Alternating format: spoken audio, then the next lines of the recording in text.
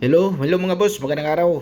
Ang gagawin pala natin mga boss ay Honda Fit 2016 model. So yung bangga niya sa likuran.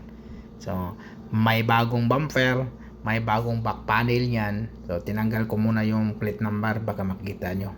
Pero sa unang intro pa lang nakikita na yung pinumber, pero okay lang yan. So yung tail light bago din yan. Yan, basag kasi yung tail light na yan mga boss.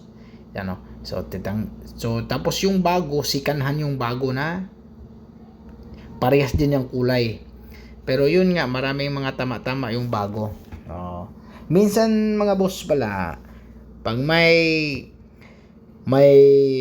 katulad yan, bago. Tapos medyo talagang bago nga sikanhan.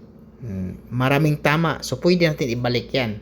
So minsan naman, nangyayari, mas malala pa yung tama sa bago nga sikanhan kaysa yung sa i-repair na yung papalitan, yung i-replace mo. So ang mas maganda i-repair na lang yung one, tapos ibalik natin yung bago na sikanhan. Kaya katulad nyo, maraming tama sa taas, mga spot na maliliit. So, ni-repair din natin yan kasi malaking tama yung kuha na yan yung back panel na yan So, mas maganda i-repair na lang natin kaysa ibalik pa. So pag ibalik kasi o-order pa yan, so medyo kakain naman ng 2 araw, 1 araw. So mas maganda i-repair na lang. So tinanggal ko muna yung bumper. Bali yung back panel pala okay na yun sa mga kabayan ready na yun sa primer na yun. Pina-primer ko muna kasi i-repair ko muna yung loob. So tatanggalin ko yung bumper, titingnan natin yung loob. Yung back panel pa din sa loob kabayan, yung may bago din yan. Katulad yan, i-repair ko. Yan, i-repair ko muna yan. Tapos, pagkatapos yan, ipa-primer yan siya. Kasi buhang primer yan. Original primer yung gagamitin natin yan. Tapos, kukunin ko ulit para isiting natin yan. Kasi yung kuwan talaga kabayan, yung panel niya sa tailgate, bago sana yan. Tapos, ang ginawa, ni-repair ko. Kasi mas mahaba yung oras pag tatanggalin pa yung yung medyo panel niya. Kaya mas maganda, naisip ko i-repair ko na kasi yung paghila ko medyo na okay. Yan, makita yung mamaya. Yan. So mano-mano tayo minsan pag yan mga ganyan. Pag final talaga ako sa pagligha kabayan, yan okay na yan siya. Pag mag-final ako, magmasilya ko. Pag masilya, masin na gamitin ko ng 120, pero yung masin, yung may ikot. Tapos pag medyo hindi na ako magpatong ng masilya, sabihin ko hindi na ako magpatong, okay na yon. So i-block ko na siya, mano-mano na yun siya na black, gamitin ko ng black. Tapos pagkatapos 120 pa din, 120, 180, tapos 320. Tapos yung i-final, masin na 320, yung masin na. Tapos lalaki na yun siya. Ganun lang. Tapos yan, tinira ko na yung pinaka-panel na tailgate.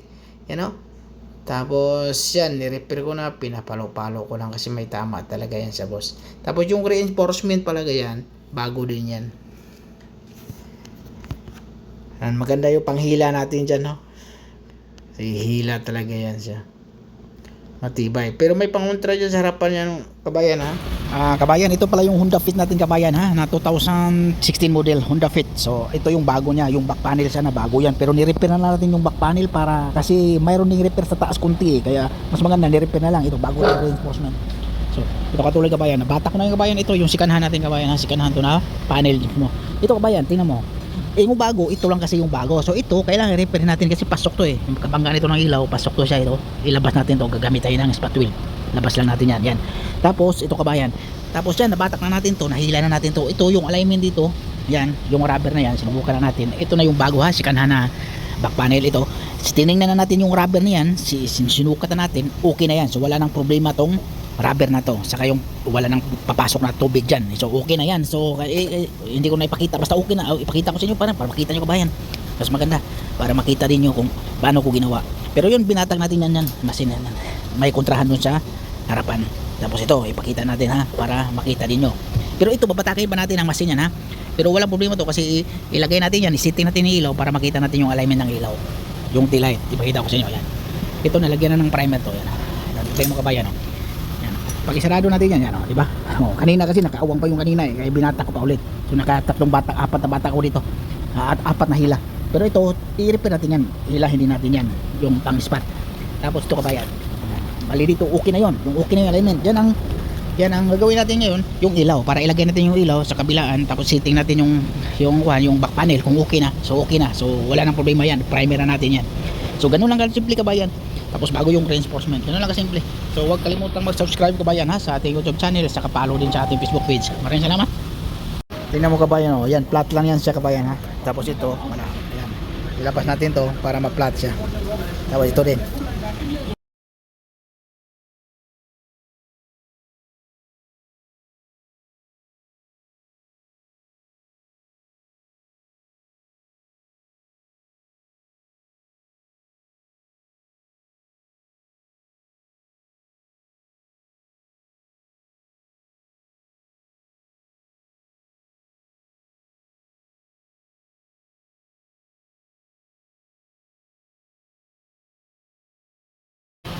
So ito na kabayan, so ito yung gap niya dito sa kabila, yung walang aksidente. Tapos dito, ayan.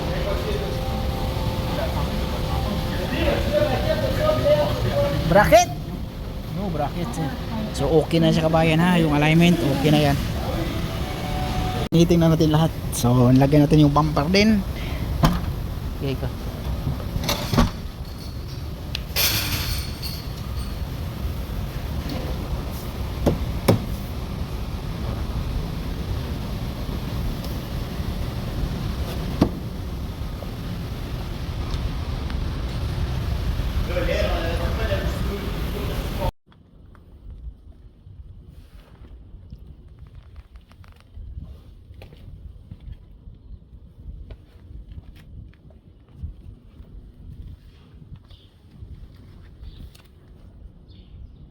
Hello kabayan, magandang araw kabayan at magandang gabi kabayan. So, yan, ang gagawin natin, Mazda 3.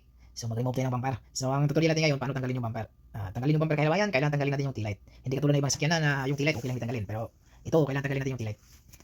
Ayan, so hindi ko pala natanggal yun. Bali, fast forward lang yun siya kabayan. Ito ngayon, ito yung mga kabayan, pumasok talaga yung gitna. So, ang trabaho talaga niyan, palit panel. Mayroon din tayong tutorial sa papalit natin ng panel. Pero sa ngayon, bumper lang muna yung tutorial natin. So, number 8 yan siya kabayan. Yan, flip. Tapos yan, number 8, tinanggal natin yung 8mm sa kabila, tinanggal sa kabila. 8 yan, pag sa baba. Yan, 8 siya kabayan. Tapos, sa gilid, mayroon siyang 8 din sa taas. Matindi aksidente niya kabayan, parang nadumbol natin yan. Hindi yan pwede siya ang reverse tapos atras, hindi. Yung aksidente na yan siya ang dinumbol kasi malakas talagang impact Kaya tinanggalin natin sa loob, pero pwede naman din na yan. Kasi tanggalin natin yung taillight kabayan sa tatlong tornilyo yan at tanggalin natin yan. Tapos sa gitna naman, wala na mga clip ni kabayan, nakatanggal na sa pag-aksidente. Yan, kabila, tanggalin yung kabilang taillight, tapos kabila naman. Sa pagtanggal ng taillight kabayan, paluin mo lang yung sa loob, yung tornilyo sa loob, yung pinaka-bracket niya, paluin mo.